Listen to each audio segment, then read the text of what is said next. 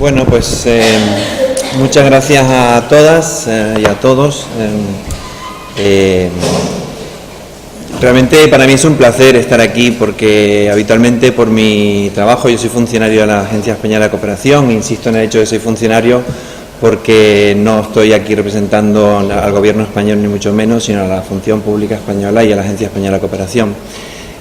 Por mi labor, pues habitualmente tengo reuniones mucho más agresivas cuando tengo que hablar de salud sexual y reproductiva que la que tengo aquí, por tanto me siento realmente como en casa y bien acompañado, ¿no? Bueno, tengo una presentación donde vamos a hablar de retos de políticas de salud sexual y reproductiva y quiero hacer hincapié en el tema de políticas. En inglés es muy fácil la diferencia entre policies y politics, es la gran diferencia. Nosotros en castellano prácticamente no tenemos diferencia. Yo creo que es una cuestión que salió antes en las charlas anteriores, ¿no? Yo creo que me gustaría llevar el tema al tema de políticas públicas, no a la política que tiene que ver con otros temas, ¿no? Bueno, para empezar, no quiero estar hablando de muy atrás, pero yo creo que hay que recordar qué es la salud, ¿no? Realmente la salud, y esto tiene mucho que ver con todo lo que son los determinantes de la salud, va más allá de lo que es la provisión de servicios, el sentirse saludable, ¿no? Tiene que ver mucho con los aspectos culturales y espirituales, y por tanto, y si esto fuera así, fuera reconocido así, pues tendrían que tenerse en cuenta todos los factores sociales, biológicos que tienen que ver. Sin embargo, habitualmente, y yo lo digo, yo trabajo en el Ministerio de Asuntos Exteriores, este concepto es muy difícil de meter en la cabeza de un diplomático y a veces pues de mucha gente con la que trabajo. Cuando le preguntas a un diplomático qué es la salud, muchas veces te dice, bueno, pues la salud, y lo primero que le viene a la cabeza es una enfermedad, cuando la enfermedad es una parte de la salud y ni siquiera la más importante, ¿no? Entonces, el tema de atención, prevención y promoción de la salud, que siempre tiene que tenerse en cuenta, ¿no? Y si la salud es eso, es algo holístico, es algo complejo, es algo más allá de la enfermedad, que es la salud global, y también se habló en la última reunión. Pues la salud global en realidad es, en un mundo globalizado, pues que tenemos una corresponsabilidad con respecto a ese derecho a la salud, a garantizar ese derecho.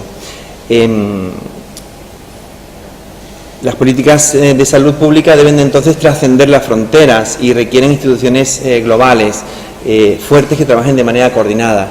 Lo que está claro es que la cooperación, y si lo miramos desde este punto de vista, la cooperación ya no es esas migajas que se nos caen a los países más ricos de la mesa, sino que es una corresponsabilidad con el derecho del resto de las personas que habitan este mundo global. Sin embargo, solamente 2/3 partes de las constituciones del mundo reconocen el derecho a la salud y por tanto la responsabilidad del Estado para garantizarlo. Yo creo que esto es importante recordarlo. No todos los países en el mundo reconocen el derecho a la salud y por tanto no todos los países del mundo tienen un Estado que garantice ese derecho. Algunos países con mucho peso político en Naciones Unidas, ¿no? Pero la salud global es justicia global y justicia social. Cuando a mí me preguntan los economistas por qué hay que garantizar el derecho a la salud, pues yo siempre intento construir sobre los pensamientos de los demás, porque yo creo que es la mejor manera de poder avanzar y construir juntos. Y realmente, pues siempre digo lo mismo, es que realmente cuando uno provee el derecho a la salud, cuando uno garantiza ese derecho, en realidad estás evitando que caigan personas en la pobreza, porque hay 20 millones de personas al año que mueren por causas de desigualdad. Y desigualdad que son muertes evitables. ¿Por qué son muertes evitables? Bueno, pues porque esa misma persona en un contexto en el País Vasco o en cualquier otro país del mundo a lo mejor no hubiera muerto. Por tanto, es una muerte evitable y por tanto, como es evitable, es injusta. Y eso es realmente lo que está detrás de eso. La salud global es justicia social es justicia global. El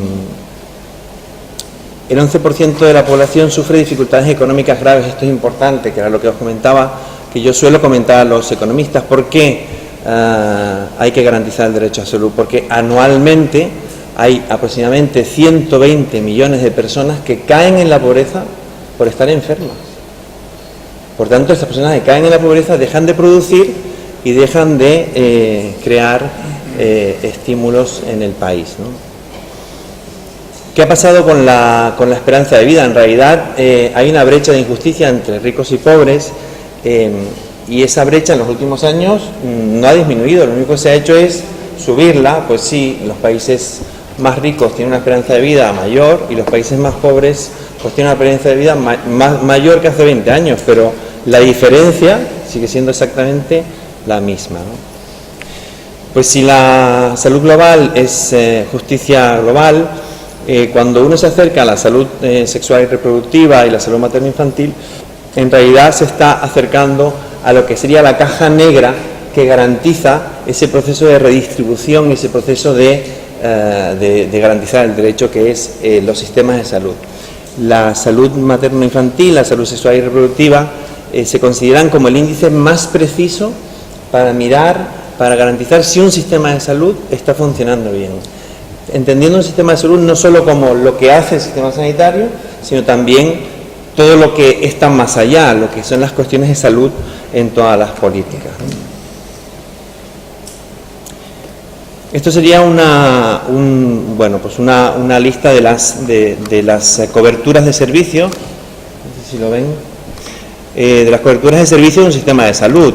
Entonces aquí veis, por ejemplo, el tema de contraceptivos, a qué nivel está de cobertura, prácticamente 25, a nivel mundial, y aquí, por ejemplo, tienen pues vitamina A, etcétera, etcétera. Es decir, yo cuando intento hablar del tema de planificación familiar con políticos que cambian, y esto es una cuestión que antes se hablaba, pues intento bajarla a la provisión de servicios también, porque es la única forma de decir por qué tenemos que garantizar la planificación familiar, porque estamos garantizando un derecho.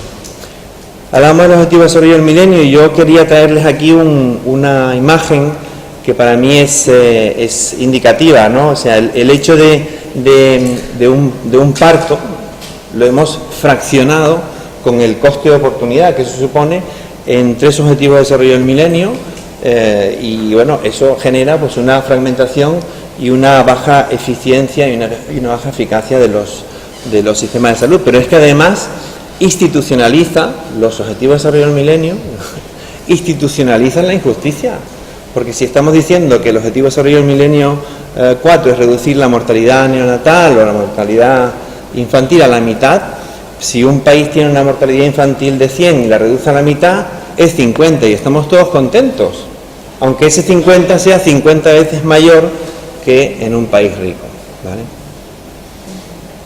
Mirad, los objetivos de desarrollo del milenio tuvieron sí un efecto de avanzar en algunas cuestiones, pero donde no se avanzó era sobre todo en el tema de salud sexual y reproductiva. Esta diapositiva es muy curiosa porque cuando empezó a crearse el Fondo Global, el Gavi, sabéis, el Fondo Global de Lucha contra SIDA, malaria y tuberculosis,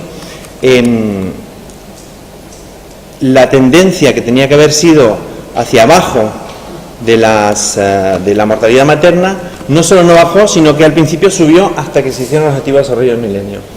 ¿Por qué ocurrió eso? Pues un efecto de competencia feroz entre lo que eran recursos para SIDA y lo que eran recursos para salud sexual y reproductiva. Es decir, la competencia subsectorial entre temas específicos, salud sexual y reproductiva, o salud infantil, o SIDA, o malaria, ha generado y generó en su momento pues realmente incluso un efecto perverso, porque claro, uno compite con los recursos que hay, ¿no? Esto es la disponibilidad, por ejemplo, que quería poneros de recursos de profesionales sanitarios.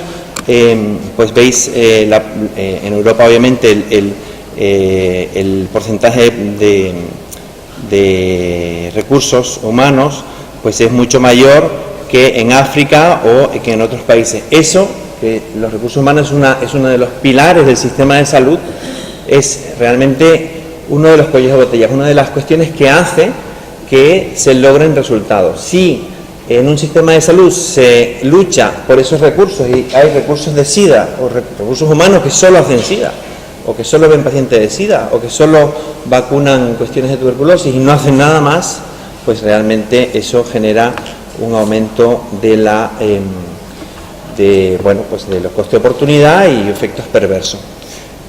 Entonces, la necesidad real para poder garantizar el derecho a la salud sexual y reproductiva, el derecho a la salud materno-infantil y el derecho a la salud, en realidad es una financiación pública de sistemas de servicios de salud básicos para que logren la cobertura universal y equitativa. Entendiendo equitativa como hay desigualdades, hay desigualdades que son, que son injustas, y hay desigualdades que son injustas y evitables.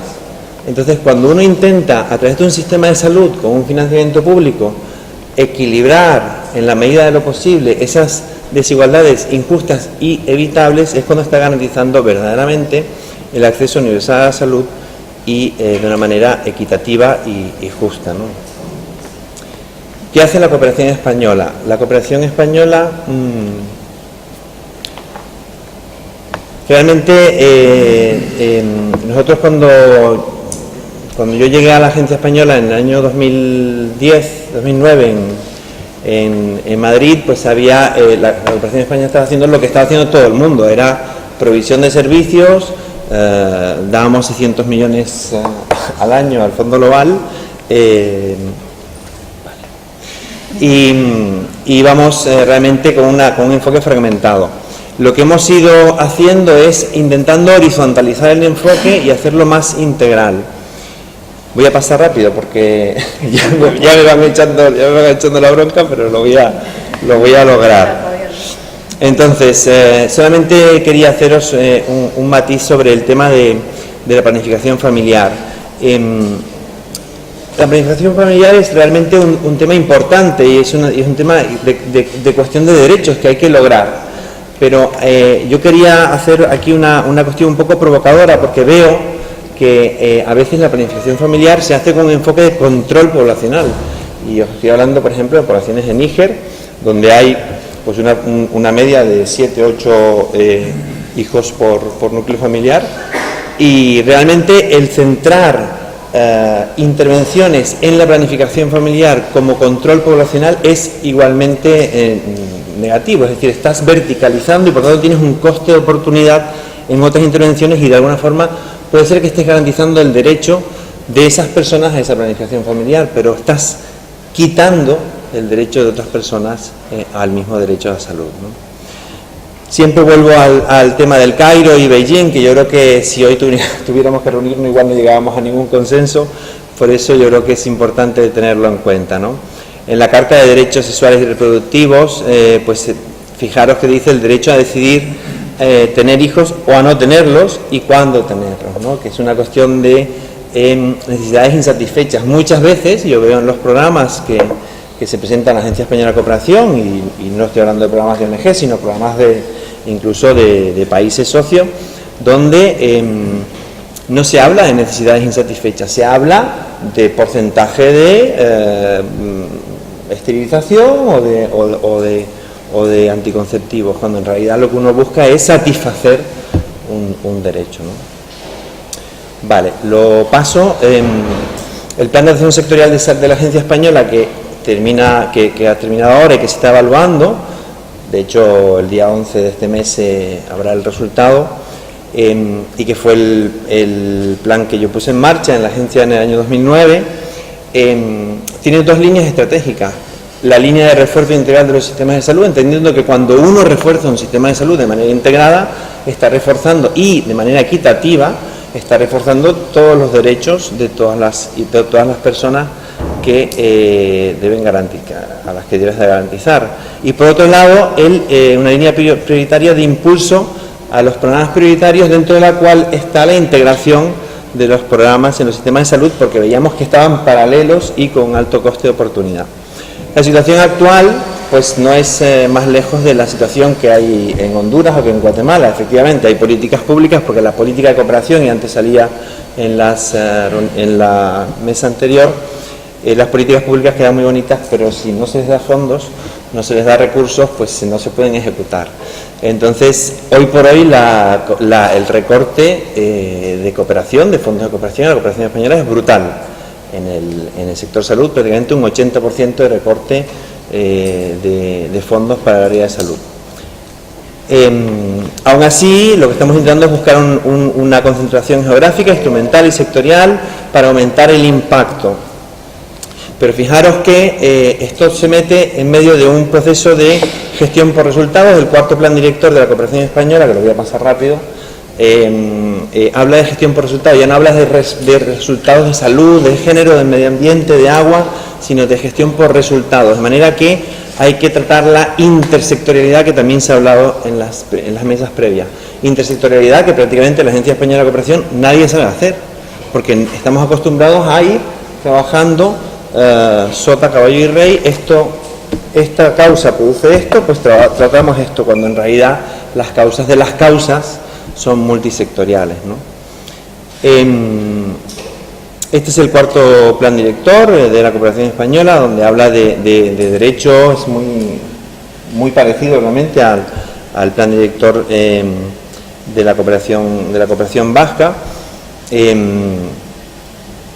Yo creo que es una oportunidad en el marco internacional el hecho de que Río +20 haya hablado del enfoque horizontal y de la integralidad. Creo que la comunicación de salud global de la Unión Europea del año 2010 fue una oportunidad, y hay una cuestión que me gustaría para terminar, y es hablar de los retos y las oportunidades.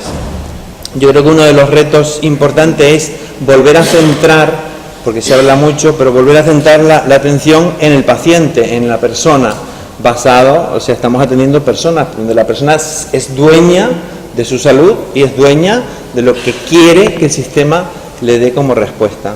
La participación comunitaria, obviamente, que tiene que hacer control social. Todo esto son retos. El enfoque holístico e intercultural, porque sí, efectivamente se habla de la interculturalidad, pero muchas veces se entra en el relativismo cultural. Yo creo que es importante tenerlo en cuenta. La operativización real de los compromisos internacionales, evitar la fragmentación, porque sigue habiendo fragmentación, y os puedo decir un ejemplo. Yo estoy en Bruselas en las reuniones donde se habla de cuál es el enfoque de salud post-2015, y el lobby de salud sexual y reproductiva de los países nórdicos no es menor que el lobby de salud de HIV, de LGTB, no es menor, y vuelvo a decir que si esto al final es una lucha de lobbies y nos alejamos del enfoque integral, pues tendrá un coste de oportunidad. Aplicar la intersectorialidad creo que es importante, estratégica, y la operativa, que sea monitorizable, y a mí esto es una cuestión muy interesante. Yo creo que lo que necesitamos realmente son indicadores de equidad, es decir, que sepamos cuánta carga de injusticia estamos liberando del Estado cuando estamos interviniendo con una política determinada. Yo creo que esa forma de monitorizar, que no se hace en los países, es importante. Despolitizar el enfoque de salud sexual y reproductiva, hablar de políticas de salud y no de política. Y como oportunidades, pues Río +20, el futuro que queremos, el plan director de la cooperación española, creo que es una oportunidad. Muchas veces es quizás más avanzado, más progresista el plan director de la cooperación española que las propias políticas del Estado español dentro de su territorio. Los objetivos de desarrollo sostenible y el enfoque de post-2015, que es una oportunidad para hablar de verdaderamente acceso universal a la salud, que incluye también el derecho a la salud sexual y reproductiva y otros. Y con esto ya acabo. Muchas gracias.